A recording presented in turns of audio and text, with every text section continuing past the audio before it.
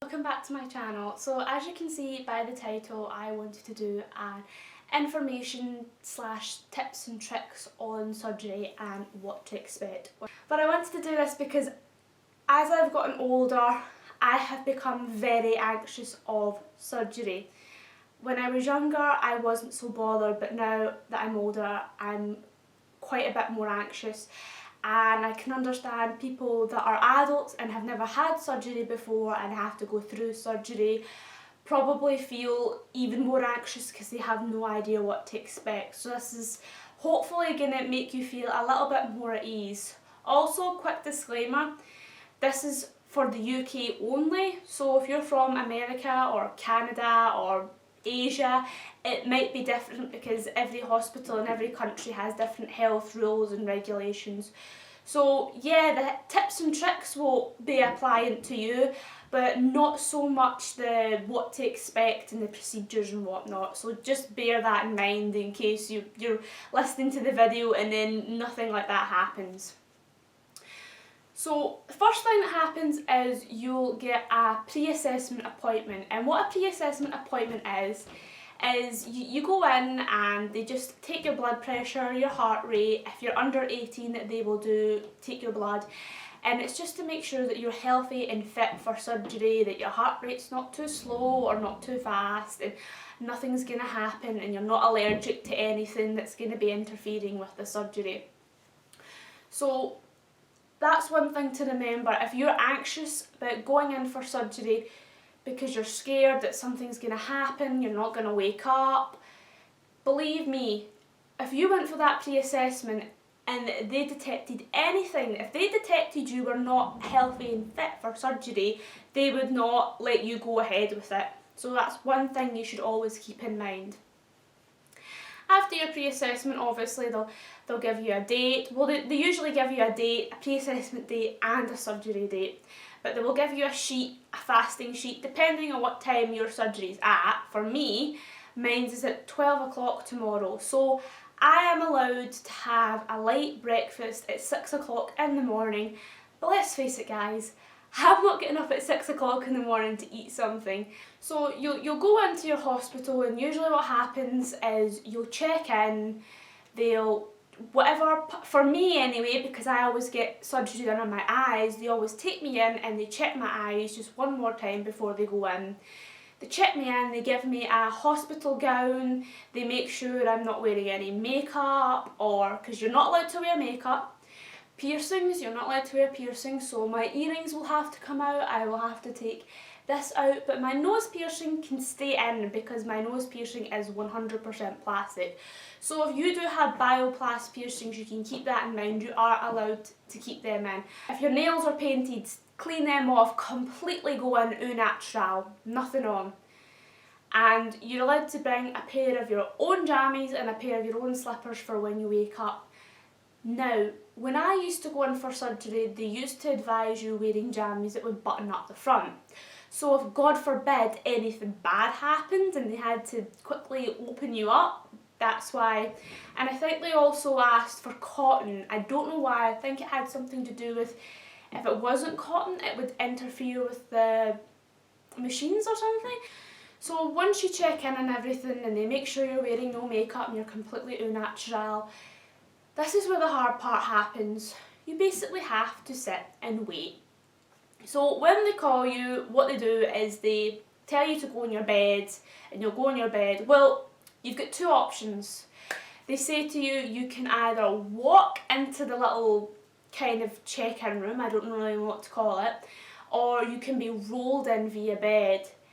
I preferably like to walk because when I feel like I'm being rolled in, it feels really hospital-like, and I don't like it. But it's whatever you prefer. If you prefer being rolled in your bed, that's cool, but I don't. They'll take you into this other room, and it's kind of like the last normal-looking room you see before you go in. And you'll lie in your bed, and there'll be a nurse there, and she will just ask you a few routine questions like, do you have any caps, crowns or dentures? Because if you have them, they need to come out. Are you wearing any makeup? No. Are you wearing any piercings? No. They just ask you all of these questions one more time right before you go in. Just, it's a last minute check. So once you do all that, then they roll you in to the prep room. Now for me, this is where things get really scary and really serious. I have anxiety, and I have a massive anxiety when it comes to anaesthetic. It's not the surgery that bothers me, it's the anaesthetic, and the prep room is where the anaesthetic takes place. So basically the prep room is a tiny little room, it's tiny, and you can bring somebody in with you, so your mum, your dad, your boyfriend, your husband, your girlfriend, whoever it is that's with you, they're allowed to come in, but only one person because the room is tiny. So you're allowed to bring your loved one in. The anaesthetist is in there, and then I think there's 2 other nurses. Don't quote me on this, because believe me, when you go into a prep room, you're not looking about and taking in the lovely environment. You're too busy focusing on what's about to happen to you. So there's been different things that have happened to me since I went in.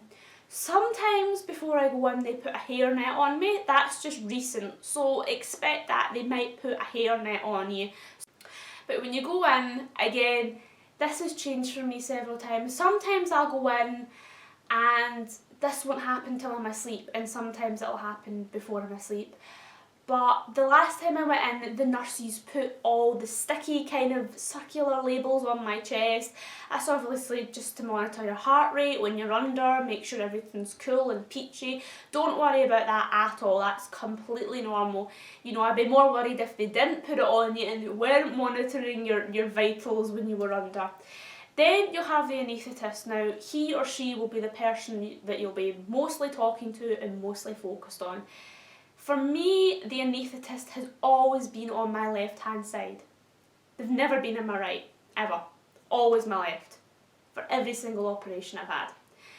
And this is where a lot of people don't like it. They will give you an injection in the back of your hand, and a lot of people find the back of their hand, sorry if you can hear my dog barking, a lot of people find the back of their hand a really sore and painful place to get an injection. So that's what they'll do. They'll put the injection in, and don't panic, because all they're doing is they're putting a needle in, and they're putting a thing called a cannula in, which is a little sticky out tube that sticks out from your hand, and that's obviously so they can inject or they can put in the anaesthetic. So don't worry when the anaesthetist is doing that.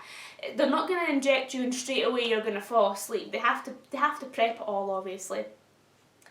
Then obviously they will say, if you are anxious and you want to know when it's happening, feel free, say to your anaesthetist, please tell me right before you're putting the anaesthetic in, because they will. Because every anaesthetist I've had has been really accommodating and really lovely, so don't worry about that, they will say. And believe me, you'll feel it. So they'll put the anaesthetic in, and for a couple of seconds you will like, okay, cool, this is cool.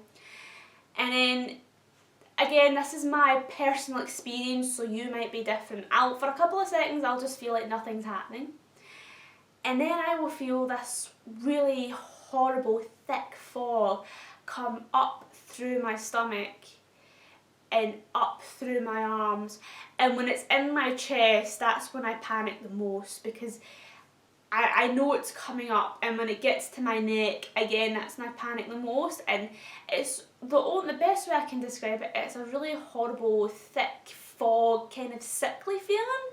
You might be different. I mean, there's some people out there that love the sensation. I think it's the worst feeling in the world, which is why I have anxiety over it. And then obviously it'll come up into your head.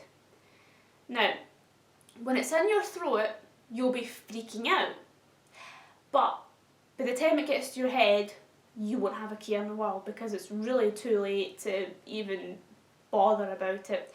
When it's in your throat, you know it's coming, but when it's in your head, you're too groggy and tired to even care. You're just kind of like, oh yeah, here we go, I'm going to sleep. And for me, you'll probably shut your eyes, and then you'll open them again, and then you'll shut them, and then you'll open them, and then you'll shut them, and then that'll be it. Lights out. Myths, for anyone that tells you can have dreams, I have never ever had a dream, ever. And I don't think you can have a dream when you're on anaesthetic because it's not a natural way of falling asleep. Because when you dream, dreaming is when you're on the brink of waking up. So if you dream when you're under anaesthetic, I'd be worried because that means you're on the brink of waking up. But no, it's basically a sedation. You're getting knocked out, your brain's completely turned off, so there is no chance of dreaming. So if people say to you, oh, you might have a nice dream, it's bullshit, because your brain's completely shut down. When you wake up, you'll wake up in a room called the recovery room. And basically this room's like full of nurses because obviously you're still under anaesthetic, you're still sleeping, so they still have to monitor your vitals and whatnot. You will not go into the normal ward until you have wakened up. So you will stay in the recovery room and your loved one will not be able to come and see you because the recovery room is strictly just for staff and patients. But believe me, when you wake up, you will not be thinking, oh, where's such and such. The only thing you'll be thinking is, I want to go back to sleep. After you wake up, they will take you to the recovery room, and not the recovery room, the wardroom, and don't worry, you can take as much time as you like. You can go for a sleep, whatever. The nurses won't let you out until they think the anaesthetic's worn off a bit more, till the point where you can stay awake, carry a conversation, and you seem somewhat alert. The nurses also will not let you leave unless you eat or drink something. Or eat and drink something. They will not let you leave. It doesn't matter how sick you feel, they will not let you leave until you eat or drink something. For me, I like ginger snaps. Ginger is a good herb because it calms your stomach, but as a biscuit it also has sugar in it. And remember, this is the first thing you're eating all day, so I think ginger snaps are the best thing to eat because they calm your stomach and they have sugar in it and they prep you up. Obviously when you wake up, you'll still have that big sticky up tube in your hand. They will keep that in your hand until they let you out, until they discharge you. And the reason for that is, again, this isn't to freak anyone out, this is just procedure. In case you have a funny turn and you have to go back in for surgery, obviously that's there and you can just in the anaesthetic and you're good to go and they don't have to inject you again. So you will still have that needle in your hand. It can be quite unsightly and it can be a bit, like when I used to have it, I used to literally curl my hand up like this and I wouldn't move it. It's not nice. A lot of people get a bit anxious when they get their cannula taken out. Literally all it is, it's like a big sticky tape and then there's like a tube that sticks out. And it really is a needle, so all they literally do is they take the tape and they pull it off and they pull it out. It doesn't hurt.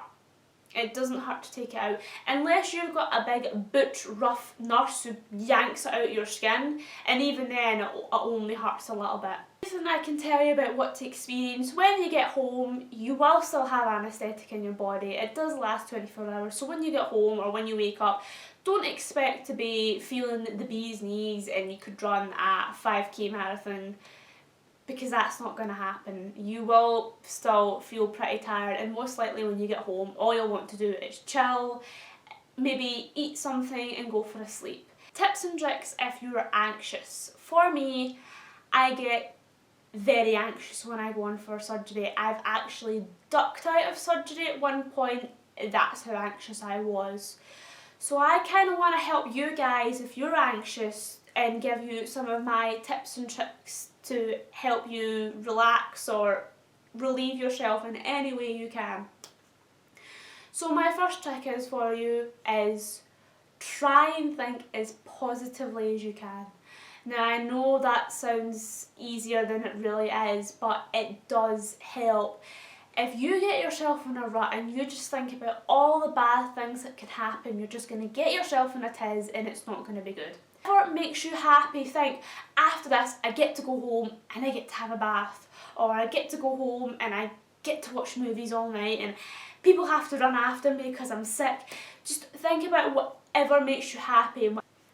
So think positively. If you need help thinking positively, listen to uplifting music. It does wonders for me. Music affects me so much. If you listen to inspirational music, you'll go in there and you'll think, yes, I can do this, let's do this. Or whoever as well, another tip or trick, bring somebody along with you to the hospital who understands your anxiety or you're anxious and is going to be there to comfort you. Now, different people like to be comforted in different ways. Me, personally, when I get anxious, I like to be told that I'm being stupid and I'm being a baby and to toughen up and get on with it. Another thing that really works for me as well is if you're scared. It could be on the day. For me, it was on the day, but it could be the pre-assessment. Find out who your anaesthetist is and talk to them. Just you and the anaesthetist. Ask them questions like, what are the chances I'm going to wake up in the middle of surgery? Or what are the chances that I'm going to get too much anaesthetic and not wake up? Ask them questions. The last time I went in for surgery, they obviously seen in my file that I backed out the last time. And my anaesthetist, the one that was actually going to be doing me, came down and spoke to me, and she was lovely. She said to me, you can ask me any question you want and I won't find it silly or anything, and I will ask you. And she said to me she'd been doing this job for a fair amount of years and she'd never experienced somebody waking up in the middle of surgery, and she said nobody she's ever worked with or ever known has ever experienced that either. She also said the same about not waking up. She says that is why you have monitors on you, so they can monitor it. If they think you're about to wake up, they will put more anaesthetic in you. Or if they think you're not going to wake up, they'll have means of trying to wake you up. Once the anaesthetist sticks the anaesthetic in you, they don't just bugger off, they stay through the whole surgery, because their job is to continuously monitor you and make sure that you are sleepy enough that you're not going to wake up, but not so sleepy that you're not ever going to wake up. My last tip and trick for you is try and do whatever makes you feel comfortable when you go in for surgery. So if you have a blanket that you like to snuggle into when you don't feel well or you feel a bit run down, take it with you and you can cuddle into it. Or if there's a plushie you have that you need to have with it, take it with you. I don't care. They won't care if you're 20, 30, 40, 80. They will not care. Do whatever it is that makes you happy. I hope I've given you some helpful tips and tricks. I know I'll definitely be doing them tomorrow when I go into the hospital. I'll be listening to Disney tunes, personally, for me, because they're uplifting and happy and they make me feel like I can take on the world. So I hope this has calmed you down a bit, and I hope I've given you some light and information and it's made you feel better. I'll talk to you guys later.